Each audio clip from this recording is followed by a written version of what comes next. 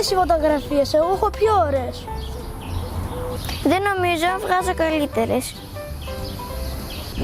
Όχι, εγώ έχω καλύτερες. Όχι εγώ. Εγώ. Τι να είναι. Έλα να κάνουμε, ποιος έχει πιο καλύτερες φωτογραφίες. Ωραία.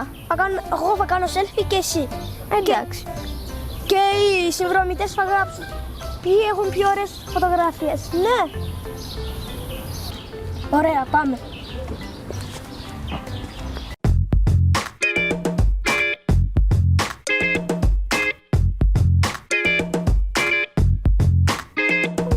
Λοιπόν, Ματίνα, η πρώτη μας πόζα είναι αυτή.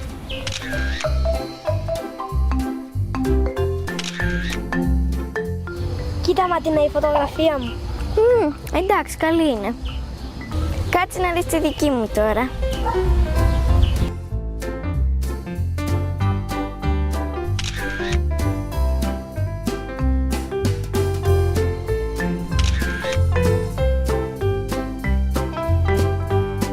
Κοίτα τι ωραία που είναι η φωτογραφία μου. Αυτό θα αποφασίσουν οι συνδρομητές μας. Εντάξει. Τώρα είναι η σειρά μου να διαλέξω πόζα.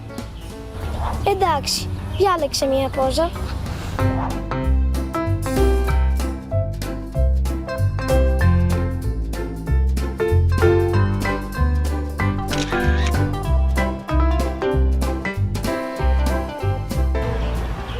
Να, κοίτα τη φωτογραφία μου. Τώρα κάνε εσύ duck face.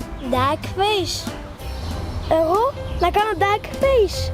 Εγώ δεν κάνω duck face. Ποτέ, όχι, δεν κάνω. Αλλά πρέπει. Καλά, εντάξει, θα κάνω.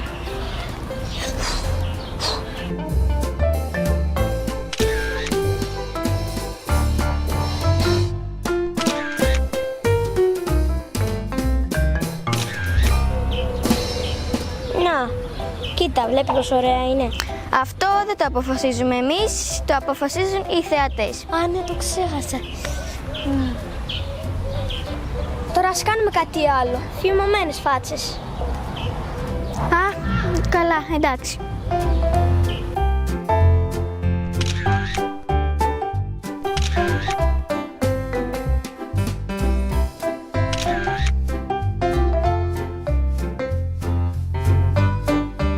Να, η σειρά σου τώρα.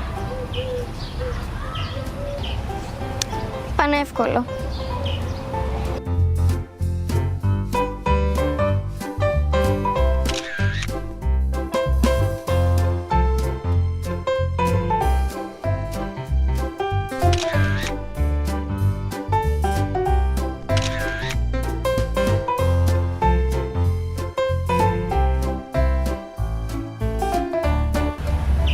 Πιστεύω πως εγώ θα νικήσω.